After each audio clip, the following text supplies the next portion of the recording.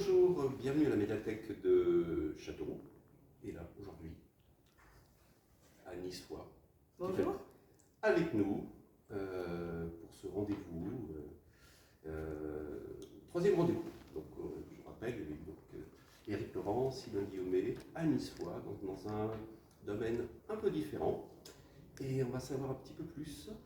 Alors, je suis allé chercher sur Internet et il y a beaucoup de choses. Alors, il y a vraiment.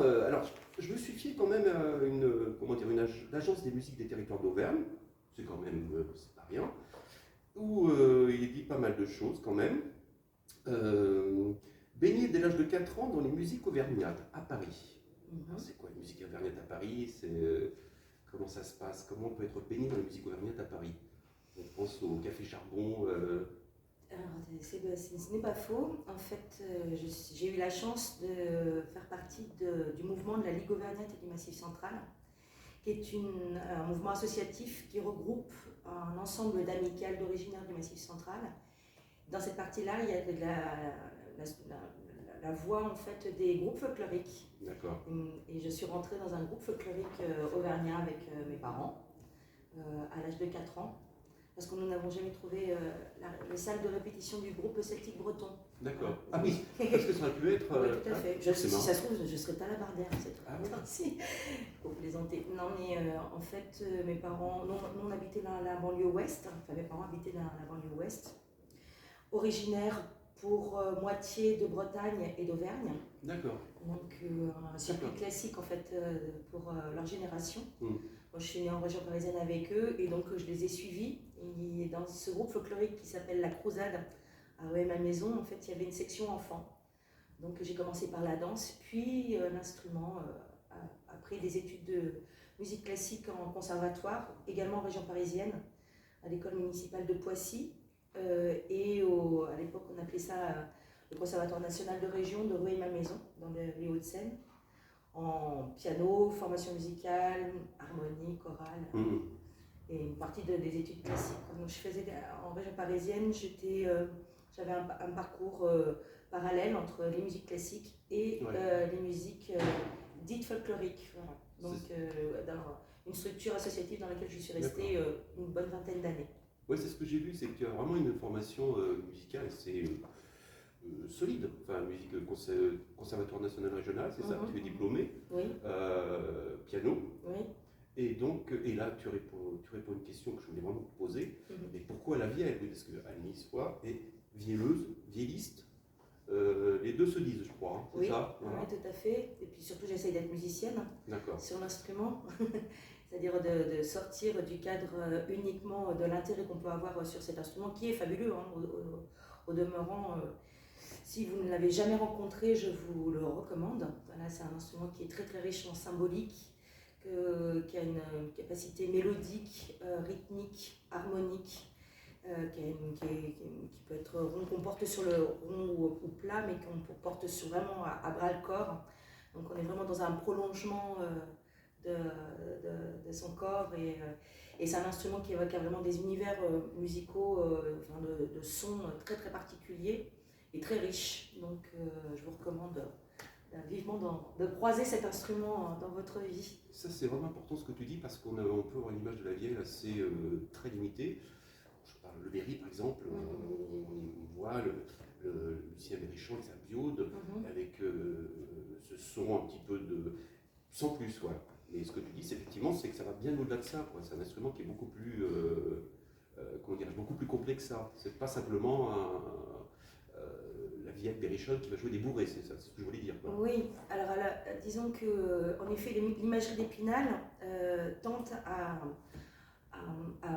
donner en image première, une image originale, cette vue folklorique. Donc, mais les groupes folkloriques dépendent du ministère de la Jeunesse et des Sports. Or, nous, musique traditionnelle, enfin en tout cas le mouvement dans lequel je m'associe en tant qu'artiste et également en tant que professeur au conservatoire de Châteauroux, au département de musique traditionnelle, en fait, nous on dépend du ministère de la Culture, donc ce sont quand même deux voies qui sont également parallèles. Au demeurant, les groupes folkloriques, ils ont un but qui est plus le spectacle. Enfin, en tout cas, il me semble aujourd'hui, évidemment, il y a tous les groupes d'éducation populaire à partir de la fin des années 60. Mais donc, au moins, c'est un biais, en tout cas, c'est un chemin où on peut rencontrer cet instrument-là.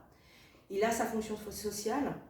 Et puis par ailleurs, on essaye aussi, donc, comme c'est un instrument à part entière, il y a divers genres musicaux que l'on peut traverser grâce à cet instrument. Et il y a toute une génération depuis quand même une bonne trentaine, une quarantaine d'années qui tend à trouver l'instrument, à tendre l'instrument ailleurs.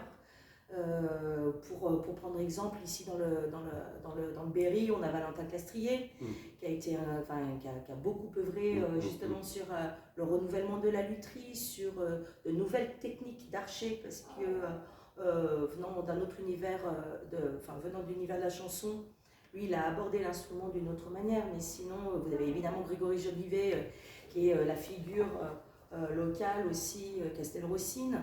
Vous avez également Gilles Chadelain qui a tourné pendant des années avec Imouvrini, qui a également œuvré avec Jean-Jacques Goldman ou Sting, oui, et bien sûr, et Yacoub. Donc c'est le même instrument, mais en fait ce n'est pas le même instrument. C'est comme si vous compariez la guitare classique, la guitare flamenco ou la guitare électrique. C'est-à-dire vraiment sont des voix différentes, tout en ayant le même principe de jeu. D'accord. Voilà. Mais est-ce qu'il y a des nouvelles techniques de lutherie, ou est-ce que c'est toujours la même chose, ou il y a maintenant une fabrication différente qui permet à l'instrument d'avoir un registre peut-être un peu, qui sort un petit peu de cadre classique? Alors, le principe de fonctionnement reste le même, c'est-à-dire que c'est un instrument qui est à corde vibrée et qui est mis en action, non pas par un archet, mais par un archet bois comme les violons, alto, violoncelle et contrebasse, mais par un archet continu qui est manipulé par une roue qui elle-même est actionnée par une manivelle. Et le principe donc de longueur vibrante de l'accord vis-à-vis du chevalet, qui est actionné par, au lieu du violon, on met directement les doigts sur l'archet. Là, on passe par un système de clavier actionné par des touches. Ce principe sonore reste le même. Après, évidemment, la lutherie est en constante évolution parce que les musiciens sont en constante évolution, et heureusement d'ailleurs, avec des choix qui sont suivant les genres musicaux et puis suivant les luthiers. Par ici, moi je suis de l'écurie Jean-Claude Boudet qui est basé à Janzat, dans l'Allier. Donc c'est mon luthier depuis... Janzat, c'était un peu la capitale de la Vienne. Tout à fait, tout à fait. Et ici, vous avez Sébastien Tourny du côté de la Châtre aussi, qui fait un excellent travail et qui est un partenaire de qualité. Donc les lutheries sont différentes, et en même temps c'est ça qui est chouette, parce qu'on a une liberté, en tout cas de proposition et de propositions à élaborer avec notre luthier. D'accord. Et alors, il faut peut-être le dire maintenant, Anne-Lise est donc responsable du département de musique traditionnelle du conservatoire. Coordinatrice. Ouais. Ah oui, coordinatrice, pardon. Du département de musique traditionnelle du conservatoire de Châteauroux. Deux mots sur justement ce département, pour ceux qui ne connaissent pas forcément. Qu'est-ce qui s'y passe dans ce département de musique traditionnelle? Tu peux nous dire en quelques mots? Normalement, c'est secret.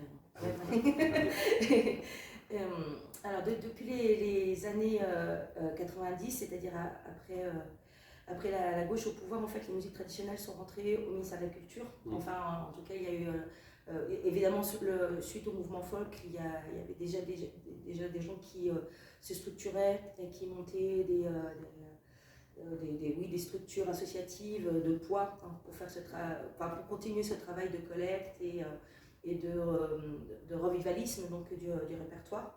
À partir des années 90, donc, il y a eu la mise en place du diplôme d'État et du certificat d'aptitude, qui sont en fait les diplômes d'enseignement validés par le ministère de la Culture pour pouvoir enseigner de manière officielle. Ça ne change rien à la transmission, on n'est pas obligé d'être diplômé pour transmettre. Mais du coup, pour rentrer dans les clous, on va dire, pouvoir se calquer en fait sur un système qui existe déjà au conservatoire, en école de musique, voilà, ces diplômes se sont mis en place. Est-ce que c'est bien ou est-ce que c'est pas bien, ce n'est pas à moi de juger ça, mais toujours est-il qu'en tout cas, ça nous permet en fait d'établir des parallèles dans la manière de fonctionner avec les autres genres musicaux qui sont les domaines de musique classique et puis plus récemment des musiques actuelles. Ce qui se passe en musique, dans le département de musique traditionnelle, d'abord c'est une richesse, il faut le savoir, enfin oui je vous le dis c'est une richesse. Le conservatoire de Châteauroux est le premier conservatoire de France à avoir ouvert un département de musique traditionnelle avec Claude Flagel à l'époque. Donc ça veut dire que cette histoire-là, Castelroussine, est déjà bien ancrée. Et c'est très chouette. Je suis heureuse en tout cas que ce mouvement soit perpétué. Actuellement, donc, il y a des classes des disciplines de Vialaroux, chant traditionnel, et cornemuse. Cornemuse assurée par mon collègue et néanmoins ami, Rémi Villeneuve. Voilà. Et donc, qu'est-ce qui se passe? Il y a des cours individuels, il y a des cours semi-collectifs, des cours collectifs. On essaye aussi d'avoir un petit ensemble de musique baroque, puisque l'instrument Vialaroux ayant 1000 ans de conception, c'est-à-dire qu'il a été inventé, chose incroyable, 100 ans après l'invention de la manivelle. Je trouve ça dingue en tout cas. Et donc, évidemment, cet instrument a traversé des époques, donc des répertoires et un des âges d'or et la musique baroque. Donc un petit éclairage là-dessus, mais un petit éclairage aussi évidemment sur les musiques qui sont plus actuelles, puisque présentement les musiques traditionnelles font partie des musiques actuelles, en tout cas sont reconnues au sein des musiques actuelles pour le ministère de la Culture. Donc et puis parce que même faisant de la musique traditionnelle, nous faisons une musique dite populaire au sens noble du terme, et donc on a beaucoup de passerelles encore une fois avec ces musiques-là. Au sein du conservatoire, on essaye aussi de ne pas rester dans l'entre-soi, donc on essaie de travailler en transversalité avec le département des bois par exemple. Mais également le département des claviers avec les accordéons chromatiques. Eux aussi ont une imagerie d'Épinal qui n'est pas toujours très légère à porter, mais du coup, combat. Et voilà, en fait, on essaie de travailler aussi avec les danseurs classiques, puisque finalement, sur le port du corps, et on essaie d'avoir une pédagogie qui soit le plus globale possible, en fonction aussi de nos capacités, pour en fait transmettre cette musique, non pas de manière strictement technique, mais de lui donner un enracinement, un goût, et donc de passer aussi par la posture, le corps, parce qu'en fait c'est un univers, et je crois que c'est une des forces de ce département de musique traditionnelle.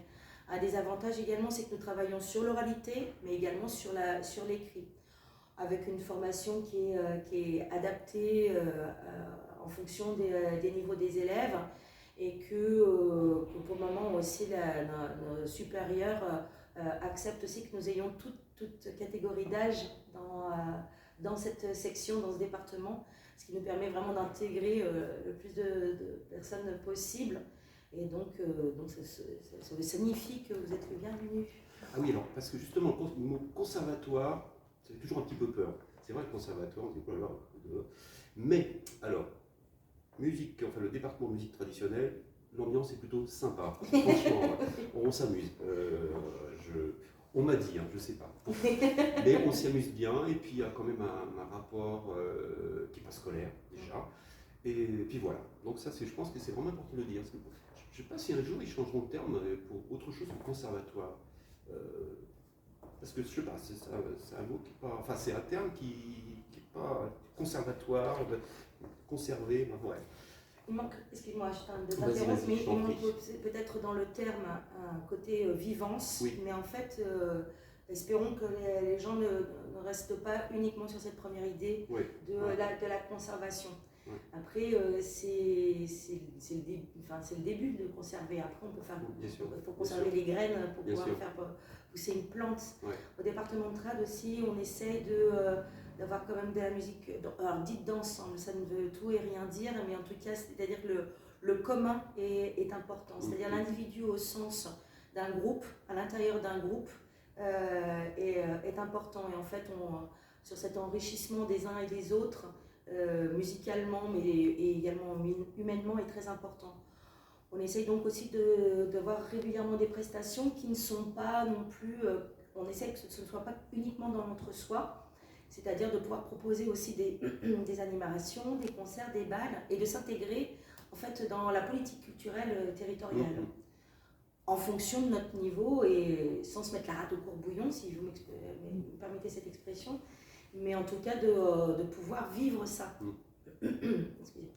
Voilà, donc effectivement, alors il y a l'aspect enseignant, parce que tu es prof, mais il y a plein de choses aussi. Tu es également danseuse, tu es auteur, on va en parler, et franchement, tu es dans pas mal de groupes, tu vas jouer dans pas mal de groupes. Alors, Toc Toc. Toc Toc Toc. Toc Toc Toc. Ah, je m'oubliais, excusez-moi, c'est Toc Toc Toc. Il y avait donc Bouffard, bien sûr, Patrick Bouffard. Avec Patrick Bouffard. Un petit mot sur Patrick Bouffard, qui est quand même aussi une référence en matière de oui, je pense. Oui. Alors Patrick Bouffard est bourbonnais, donc c'est la région juste à côté, limitrophe, oui, tout à fait.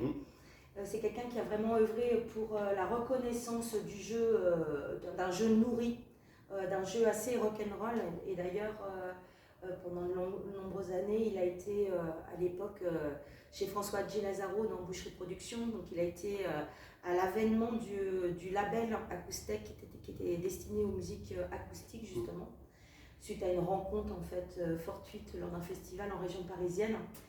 Et c'est quelqu'un qui a une aura qui dépasse largement les limites de la France. Donc c'est quelqu'un qui a vraiment été un marqueur culturel et une référence stylistique sur l'instrument.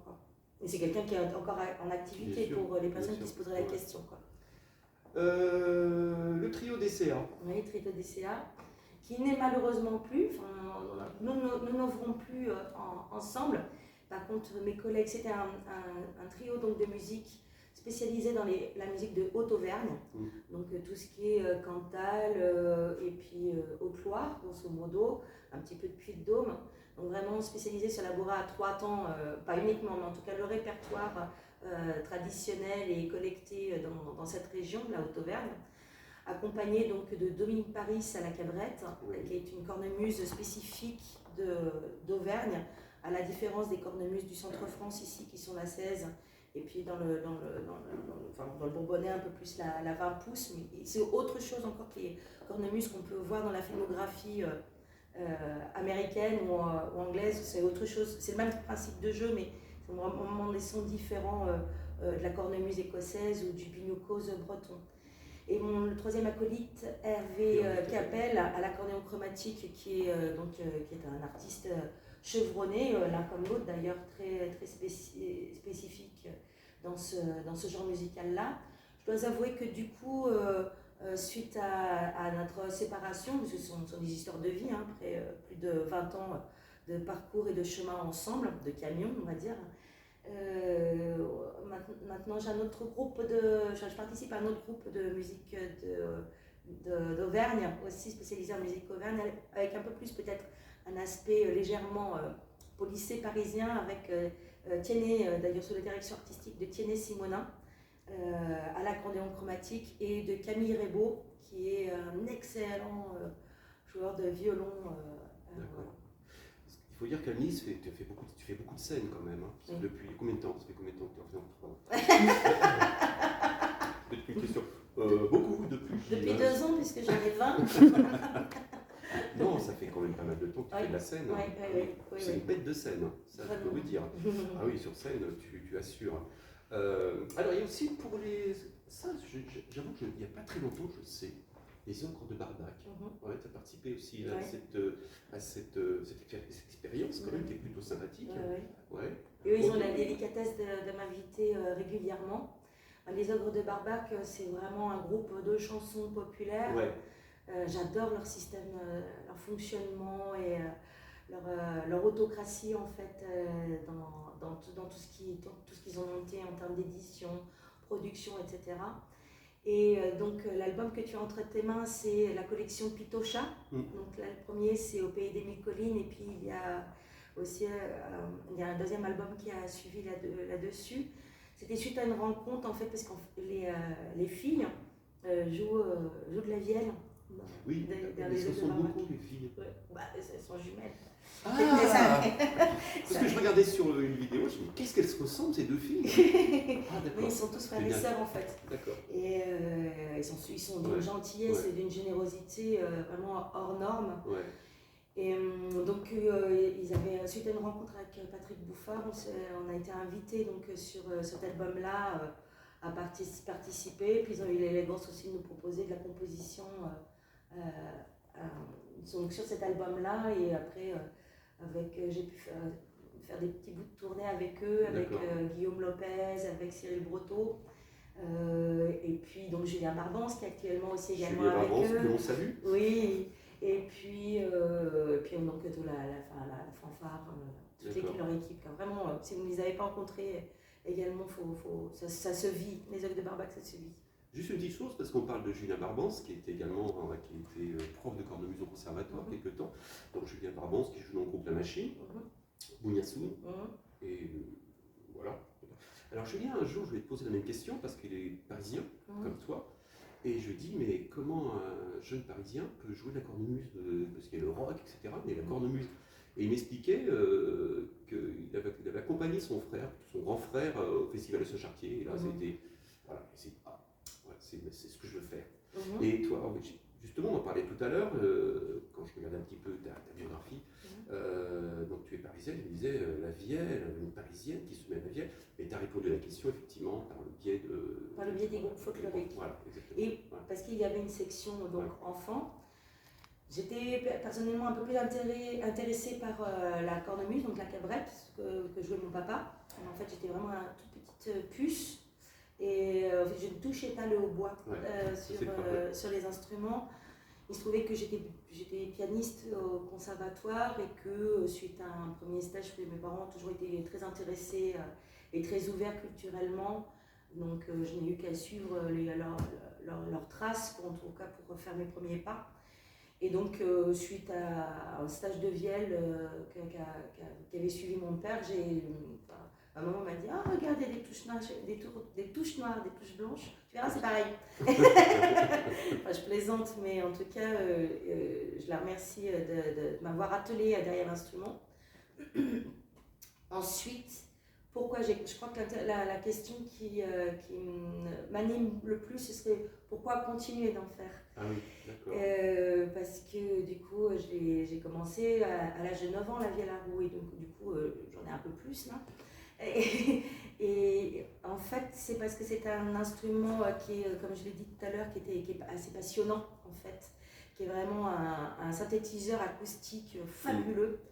Et quel que soit le biais par lequel on n'en a pas encore fait le tour, mais quel que soit le biais par lequel on l'aborde, c'est très très riche. Et puis j'ai rencontré des gens extraordinaires en fait, des gens qui étaient vivants et qui donc m'ont donné par répercussion une identité.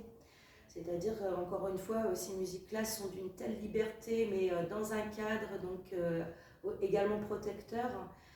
C'est aussi très jouissif, une fois qu'on a passé les limites de la France, de se retrouver identifié en fait, et d'être heureux d'avoir une identité. J'en ai les frissons, on en parlait. Quand on va à la rencontre d'autres gens du monde, après, si on est à peu près conscient de sa culture, on a déjà un passeport international, donc et un moyen de communication parce qu'on a quelque chose à partager, à se dire. Donc c'est pour ça en tout cas que je continue de jouer de la vielle à roue. C'est parce que les discussions, c'était des gens vivants qui avaient des choses intéressantes à dire et qui moi m'ont rendue vivante. D'accord. Voilà. Oui, parce qu'il faut dire, donc, on a vu l'aspect prof, scène. Ce que j'ai oublié de dire, c'est que tu es, tu me dis si je me trompe, tu écris. Tu as écrit une chanson. Ouais. Dans Toc Toc Toc aussi. Ouais. D'accord, tu écris. Mais également, tu te balades pas mal en Europe pour des stages, des spectacles. Tu as fait beaucoup de pays d'Europe quand même, j'imagine. Il y a quand même une grosse tradition de vielle dans toute l'Europe. C'est un instrument qui est né à peu près à la même époque dans plusieurs pays d'Europe. C'est-à-dire qu'il y a une tradition de vielle Alors peut-être moins en Angleterre, mais par contre elle a quand même œuvré là-bas. Il y a une tradition en Espagne, puisqu'elle s'appelle Symphonia. Il y a une tradition au Portugal, il y a une tradition en Italie qui s'appelle la Gironda. Il y a une tradition en Autriche, il y a une tradition en Allemagne, de Dreyer. En Hongrie, on l'appelle la Gnönyöl. Il y a même un orchestre national de vielle en Pologne, puisqu'on avait fait une rencontre avec le Viedistic Orchestra à l'époque. Donc, en fait, c'est un instrument, quand je parle de tradition, c'est qu'il y a une lutherie spécifique. Donc, c'est-à-dire vraiment des formes, des corps d'instruments qui sont différents. Donc, des jeux aussi qui sont radicalement différents. Donc, du coup, oui, j'ai eu la chance de pouvoir voyager grâce à cet instrument-là, parce qu'en fait, il y avait déjà un intérêt à droite ou à gauche. Après, j'ai également été jusqu'au Brésil avec François Lazarevich et les musiciens de Saint-Julien. Donc François Lazarevich, d'ailleurs, que je félicite parce qu'il vient d'être décoré des Arts et des Lettres. Et puis j'ai été au Japon avec le Viedistic Orchestra, puisque nous avions travaillé avec un compositeur élève de Olivier Messiaen qui s'appelle Susumu Yoshida. Et donc comme nous avions, enfin Pascal Lefebvre, donc le directeur artistique de ce groupe, avait passé des commandes d'œuvres. Voilà. Je salue d'ailleurs également Laurent Biteau qui est à Bourges et qui a fait partie du Viedistic Orchestra. Et également Thierry Noix qui est prof au Conservatoire de Bourges et qui a fait partie de cet orchestre. Eh ben dis donc, on est loin de la bourrée des dindes là au Japon. C'est très pop la bourrée des dindes. Ouais. Et ensuite, eh ben voilà aussi, tu as, chez les Bretons, avec Roland Becker. Oui. Deux petits mots là-dessus sur ce Airways. Alors je vous précise que tous ces disques sont bien sûr à la disposition de tout le monde à la médiathèque, bien entendu. Airways Stéphane. Voilà. Alors Roland Becker, c'est quelqu'un qui alors, je n'étais pas là à l'époque, mais qui a vraiment participé au renouveau des bagades et des bagadous, c'est-à-dire en fait dans l'orchestration des bagadous, qui sont quand même des orchestres amateurs d'un très high level, quoi. Ils sont en termes de structure, en termes de discipline. Bon, évidemment, ce sont des orchestres qui sont d'origine militaire, mais quand même. Et donc là-dessus, c'est quelqu'un qui vient aussi, qui a beaucoup traversé les musiques actuelles et le jazz. Et en fait, il a vraiment cette double culture. C'est aussi quelqu'un qui est très très cultivé sur sa région. Donc là, cet album-là est vraiment très ouvert en termes de collectage et beaucoup de compositions avec des thématiques très riches, quoi. Voilà, c'est assez particulier. Chez les Bretons également, j'ai pu travailler avec l'équipe du duo Bertrand, c'est un peu plus bas, c'est en Vendée. Mais il y avait dedans Alain Pennec, Roland Brou, donc qui sont les tontons bretons, musiciens montés, reconnus et chanteurs également. Donc oui, peut-être ça faisait appel à ma double culture bretonne, de mes parents, quoi. D'accord. Donc beaucoup de choses quand même. Alors j'allais dire, tu es une personne très occupée, sauf qu'en ce moment, on peut dire que voilà, c'est un petit peu les circonstances, un petit peu moins. Par contre, il y a une actualité quand même, je voulais en parler. Ce disque, donc les ronds et rondes traditionnels chantés du Babéry, recueillis, publiés par Barbia et Touraine. Donc ça, c'est relativement récent. Oui. Voilà, donc tu figures avec Anne-Marie Babot, Sylvie Berger, Hélène Girard, Yvon Guilcher, Solange Panis, bien entendu, etc., etc. Et je sais qu'il y en a un deuxième en préparation. On m'a dit qu'il y en aurait un deuxième en préparation. Oui. Voilà. Et quand est-ce que ce disque sera prêt, le deuxième? Alors on espère une sortie pour 2022. Alors il se trouve que Barbilla... Oui, excusez-moi, il faut peut-être qu'on explique un petit peu pour le Barbia et Touraine, pour ceux qui ne connaissent pas. Ce sont deux collecteurs qui se sont spécialisés sur le Babéry. Il se trouve qu'ils ont vraiment, à l'époque, donc 19e, ils ont publié une Bible, c'est devenu une Bible en fait pour nous, qui recueille énormément de chansons qui ont été collectées, donc c'est-à-dire que c'est un travail qui a été écrit. En fait, là, cet album-là, c'est uniquement les ronds et les rondes qui sont inscrits dans cette Bible, voilà. Et en fait, il y a plus de 83 chansons. Donc évidemment, ça ne tenait pas sur ce coffret qui est quand même un triple album, Mais donc on va enregistrer la deuxième partie avec une partie de l'équipe qui est commune et puis des têtes aussi locales, des chanteurs locaux comme Margot Pasquet, qui était donc diplômée du conservatoire de Châteauroux cette année, qu'on félicite évidemment. Et donc la deuxième session aura lieu cet été et le département trad du conservatoire y participe avec l'association du conservatoire de Montluçon et le département trad sous l'égide d'Emmanuel Monet.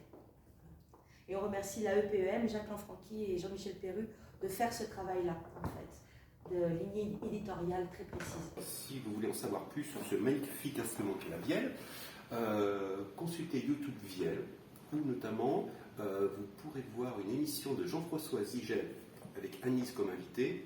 Je vous dis que du bonheur. Ensuite, je parlerai du site Phonolite, où vous trouverez plein de choses, notamment un site de vente de CD en ligne, avec plein d'informations sur différents groupes de région centre, Berry, Bourbonnais, Niévernais, mais pas que. Ensuite, je passe la parole à Anise qui va nous parler de Mustradem. Oui, donc www.mustradem.com, M-U-S-T-R-A-D-E-M, vous aurez le lien. Donc, qui est également une boutique en ligne et qui est plutôt spécialisée également sur les musiques actuelles, en fait, dans ces musiques traditionnelles, mais avec un mouvement plus récent, en tout cas un mouvement musical plus récent. Voilà, de toute façon, on mettra toutes ces informations sur le site des bibliothèques. Et voilà, je crois que. Ah si, j'ai oublié quelque chose de très important, remercier mes collègues Caroline Nevers, qui se trouve derrière la caméra, j'allais dire, et Nicolas Magnès, qui met tout ça en image et qui diffuse tout ça sur notre site. Et bien voilà, je vais dire bel été, à bientôt. À bientôt, merci pour l'invitation. Je t'en prie, et merci encore à toi.